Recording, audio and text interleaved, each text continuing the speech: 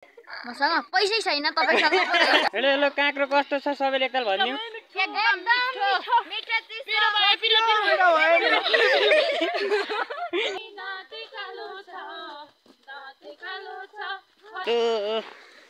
यस्तो तरिका र टेका टेका रामै लुगा नि भिज्छन् होला यार।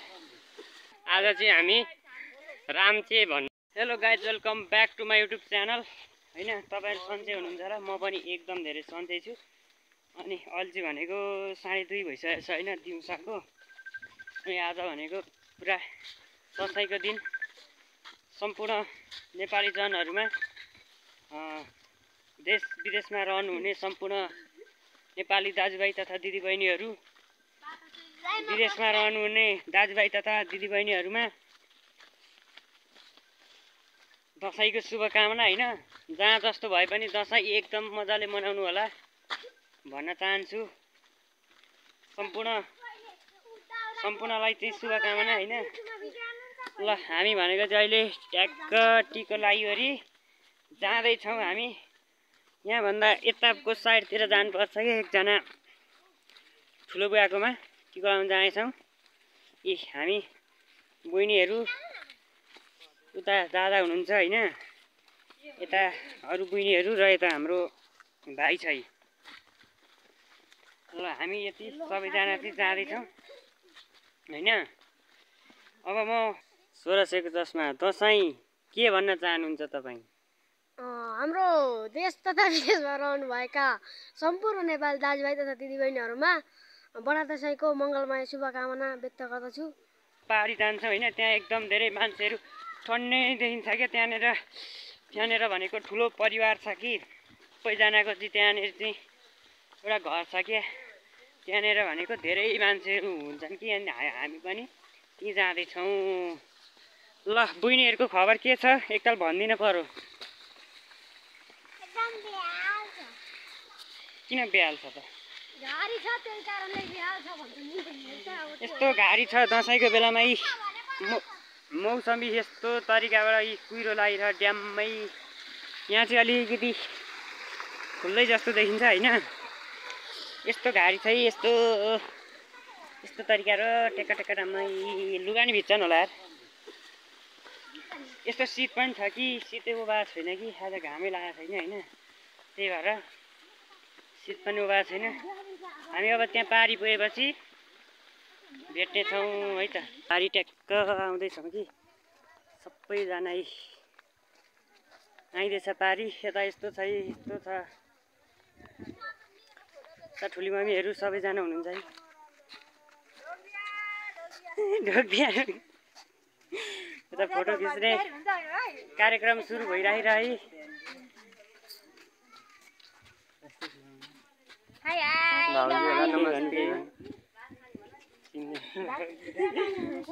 ल ट्याक्क पारी आइदिएको छ है। यतातिरै भात खाने काम चल्दैछ।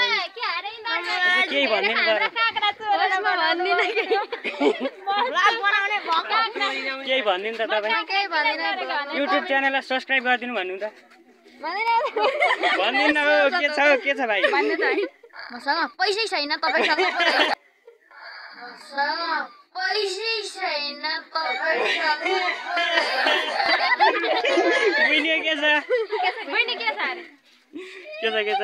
ठिक छ, एकदम ठिक छ। यी ठुलो बुवाहरू हजुरबाहरू हुनुहुन्छ सबैजना है।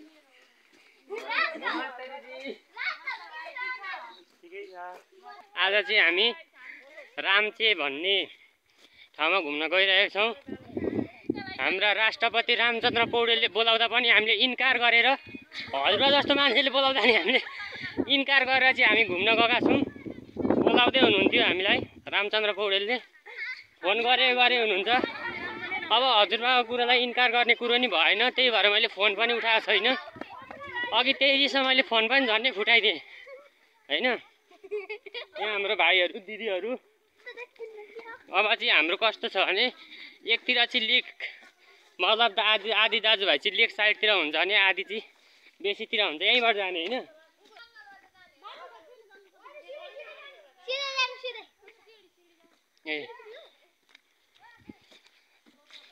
अब चाहिँ हामी लेक साइडको चाहिँ दसैँ सकेर दाजुभाइ आफूभन्दा ठुला मान्यजनहरूको चाहिँ हातबाट टिका र जमरा आशीर्वाद सँगसँगै आशीर्वाद पनि थापेर चाहिँ हामी अब बेसी साइडको चाहिँ के भन्छ मान्यजनहरूबाट चाहिँ टिका र जमरा साथसाथै आशीर्वाद पनि थाप्ने आशा बोकेर चाहिँ हामी गइरहेको छौँ। तर यो हाम्रो एकदम हामीले बच्चैदेखि बाख्रा हेरेको घाँस काटेको हजुर ल ल ल म देखाउँछु नि त बाख्रा हेरेको चाहिँ एउटा हाम्रो एक लोकप्रिय ठाउँ मतलब ठाउँको नाम चाहिँ के भन्छ राम्चे डाँडो भन्छौँ। त्यहाँ चाहिँ अब हामी जान गइरहेको छौँ। यसो सबैजना भेट हुन्छ है। सबैजना आफ्नो काम तथा पढाइको कारणले व्यस्त हुनुभएको दिदीहरू हुनुहुन्छ। हामी पनि बाहिर गाउँघरमा नबस्ने हुँदाखेरि यही मौका हो भेट हुने। त्यही भएर यसो केही रमाइलो गरौँ न भनेर यसो हामी डाँडातिर निक्लिरहेको छौँ है। दिदीहरू पछाडि आउँदै हुन्छ, थुप्रो हुन्छ। केही भाइ बहिनीहरू चाहिँ अगाडि गइरहेका छन्। ऊ टिकटक बनाउने यस्तै छ है। यहाँ चाहिँ हाम्रो दिदी हुनुहुन्छ। एकदम के पढ्दै हुन्छ अरे दिदी? म मिडिया लिटरेसी हो, पत्रकारितामा अहिले चाहिँ मिडियामा आबद्ध हो होइन। मेरो नर्मल इन्ट्रोडक्सन बताउनु पर्दा I am Bibisa Paudel from Khotang, right now Kathmandu just. र अहिले चाहिँ खोटाङ नै भन्नुपर्छ है त मेरो सिद्धियो। ल उहाँले आफ्नो के भन्छ छोटो मिठो परिचय हेलो भाइ के छ है एकदम। हेलो गाइज, अलिक राउन्ड पर्यो के गाइजहरु। ल अनि त्यस पछाडि दिदी चाहिँ एकदम पत्रकारिता क्षेत्रमा एकदम कदम चाल्दै हुनुहुन्छ। ओके भाइ, थ्यांक यू। यही विजय दशमीको उपलक्ष्यमा एउटी चेलीलाई विशेष धन्यवाद छ। यसरी मेरो कुरा जस्ट तिम्रो ब्लगमा चाहिँ एटेन्ड गराउन पाएकोमा म पनि हार्दिक छु। प्लस तिमीलाई चाहिँ धेरै धेरै धन्यवाद छ भाइ। ल धन्यवाद दिदी। एउटा दिदी चेलीले चाहिँ मतलब दसैँमा टिका लाउने चेलीले चाहिँ के भन्छ आज उहाँ पत्रकारितामा एकदम अघि बढ्ने मतलब पाइला टेक्दै हुन्छ भन्ने थाहा भयो। यही विजय दशमीको शुभकामना सहित उहाँको के भन्छ कदम अगाडि बढोस्, उहाँले सफल हुनुहोस् यो के भन्छ पत्रकारिता क्षेत्रमा भन्दै हामी राम्चे जाने बाटोतिर लागिसकेको छौँ है। यो ठाउँलाई चाहिँ एकदम पर्यटकीय ठाउँ बनाएर व्यवस्थापन गरे होस् भन्ने चाहन्छौँ। डाँडा चाहिँ एउटा सीमा रेखा जस्तै भएको छ। जस्तै यो डाँडोदेखि यतापट्टि यो हामी अहिले जहाँबाट आएको छौँ यो लेक पर्छ यो साइड। अब यहीँबाट हेर्दाखेरि छर्लङ्गै हुन्छ। यो बेसी साइड हो ल यी साइड यो बेसी हो है। यता हल्का कुहिरो लागे तापनि ऊ छर्लङ्गे केही मात्र यो छेडिक मात्रै हो। कुहिरो लागे पनि ऊ त्यहीँनिर घाम लागिरहेछ, त्यहीँनिर घाम लागिरहेछ। यो पनि यता नि एकैछिनमा लाग्छ। यो चाहिँ हाम्रो बजार पञ्चमी बजार सोमबार लाग्छ। यहाँ चाहिँ टाढा टाढाबाट हटियाको लागि मान्छेहरू आउनुहुन्छ होइन। यो चाहिँ एकदम धेरै टाढा टाढादेखिको बजार भर्न मान्छेहरू यहाँ आउनुहुन्छ। 2-3 घन्टा हिँडेर आफ्नो सामानहरू के भन्छ बोकेर ल्याउनुहुन्छ। बिक्री गर्ने खरिद गर्ने कार्य हुन्छ। हाम्रो साथीभाइहरू चाहिँ आइसक्नु भएको छ है। यात्रा कस्तो रह्यो तपाईँको? उहाँ केही बोल्न चाहनुहुन्न किनभने उहाँ सामाजिक सञ्जालमा जोडिराख्नु भएको छ। तपाईँहरूको यात्रा कस्तो रह्यो? रमाइलो छ भाइ, एकदम रमाइलो। काँडा रहेछ के भाइ तर भुइँमा? काँडा रहेछ है।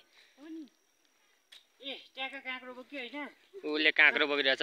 हामीले पारीमा ल्याएको हामी अब यतै खान्छौँ हैन। यस्तो फुल जस्तो मन्दिरमा आउनको लागि 2-4 काँडा त के पन्छारै आउनुपर्ने हुन्छ हामीले है। यहाँ सबैजना भेला भइसकेको छौँ है। यहाँनिर चाहिँ आउनुको मेन रिजन जस्तो नि मलाई चाहिँ कसैले टिका लगाएर पैसा दिनु भएन होइन। एउटा हात्ती चाहिँ यहाँबाट खोजेर लिएर जाउँ कि भन्ने मेरो विचार। गैँडासम्म पनि भेटिएदेखि हुन्थ्यो भन्ने चाहिँ मलाई लागिरहेछ। भैँसी र गाई चाहिँ हाम्रै घरमा छन्, त्यही भएर मलाई त्यसको वास्ता लागेन। जरायो पनि भेटिन्छ यहाँ होइन। जरायो गैँडा हात्ती जे भेटे नि हुन्छ होइन। त्यही भएर यहाँ अब हामी खोजी कार्यमा एकदम लाग्छौँ। छरपष्ट भएर लाग्छौँ। अहिले भनेको चाहिँ 5 बजिसकेको छ होइन। यस्तो छ कि पुरा कुहिरो लागिरहि हामी पुरा काँक्रो ल्याएका थियौँ होइन। एउटा गरेर खाने हो कि सबैजना खानु देखा होइन।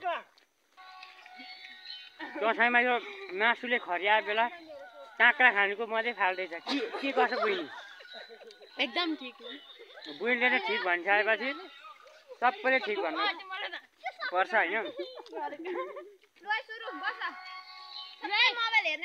यता टिकटक बनाउनको चाहिँ पुरा हुन्छ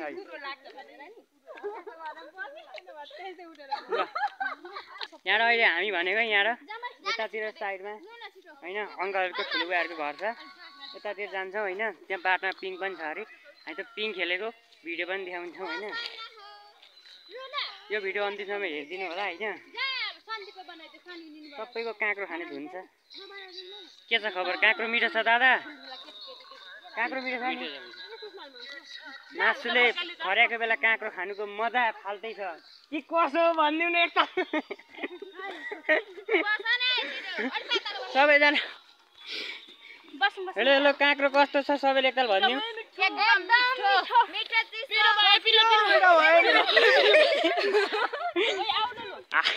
हामीले काँक्रो फेरि चोरेर ल्याएको होइन है ल हामी अब एकछिनपछि यता तलतिर जाँदाखेरि भेट्नेछौँ है त एकछिन हामी यहाँ घुम्छौँ ओर्छौँ त्यसपछि हामी यहाँ तल जान्छौँ अनि फेरि अरू भिडियो बाँकी भिडियो यहाँदेखि यता तलदेखि हुन्छ है त साथीहरू हामी रामजे बजारबाट तल रोडतिर झरिसकेका छौँ है हजुर ल सबैजना दिदीहरूले गीत गाउन आग्रह गर्नु हुँदैछ है म एउटा राम्रो गीत गाउन चाहन्न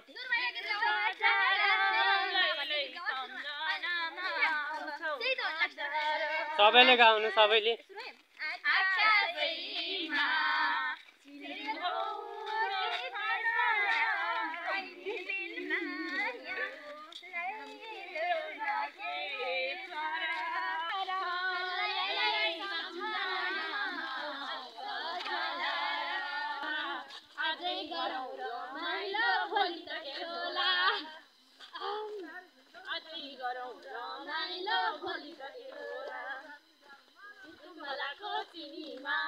कसरी पस्यो खमिलो राणाबारीको सुन्तला ढुङ्गियो छाकी अमिलो खैनी चुरोट खान्छौ कि दाँते कालो छ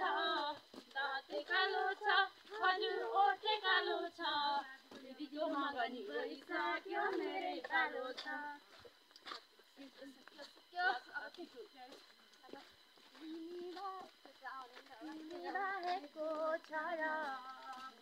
मेरो संसार तिम्रो खुसी भन्दा पर छैन मेरो कुनै लहर तिमी बिनाको चाहिँदैन तिमी बिनाको सुनेको दरबार दिदी यस्तो सिङ्गल मान्छेले यस्तो लभ स्टोरी गीत नसुनाउनु है म चाहिँ यत्तिकै सिङ्गल दिदीहरूले यत्तिकै मार्नु हुने रहेछ होइन मलाई चाहिँ तर पनि दिदीहरूले चाहिँ अर्कोचोटि बुहारीसँगै टिका लगाउनु जानुपर्छ भनेर चाहिँ भन्नुभएको छ यदि कोही रेडी हुनुहुन्छ भने के भन्छ नम्बर चाहिँ म दिन्छु बिस्तारै अर्को भिडियोमा कोही हाम्रा जेन्ट्स पार्टीहरू पछाडि हुनुहुन्छ है दिदीहरू बहिनीहरू चाहिँ बिचमा हुनुहुन्छ जेन्ट्स पार्टीको के छुट्टै सल्लाह छ म त्यो पनि खुलासा गर्न चाहन्छु बिस्तारै यो के भन्छ गाउँपालिकाको डोजर होला यो चाहिँ यहाँ बाटोमा रहेछ यसले भित्तो के भन्छ बाटोहरू बनाउँछ ठाउँ ठाउँमा बस्छ यहाँ पनि बाटो बनाउने क्रममै छ जस्तो छ टायर पम्चर भएर चाहिँ यहाँ बसेको रहेछ विश्राम लिएर है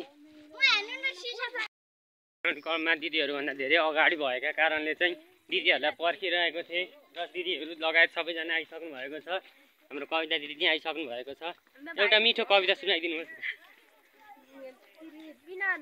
बिना दाउरा चुलो बल्दो रहेछ जसरी नि जीवन सौलो रहेछ होइन मैले कविता होइन गजल है हुन्छ त्यति नै ल अहिलेको लागि त्यति मात्रै ल वा वा वा वा दिदी मैले सकेको थाहा नै पाइनँ है बिना दाउरा आगो बल्दो रहेछ जसरी नि जीवन चल्दो रहेछ होइन ओकाली ओह्राली गर्दै गर्दै जीवनलाई सङ्घर्षको बाटो र सुखमय बाटोतिर लानु पर्दो रहेछ भनौँ न वा वा वा वा भन्दै दिदीलाई धन्यवाद दिन चाहन्छु र हाम्रा साथीहरू चाहिँ छोडिएका गर्नुहुन्छ। यस्ता छोडिए साथीहरूलाई के भन्न चाहनुहुन्छ तपाईँहरू?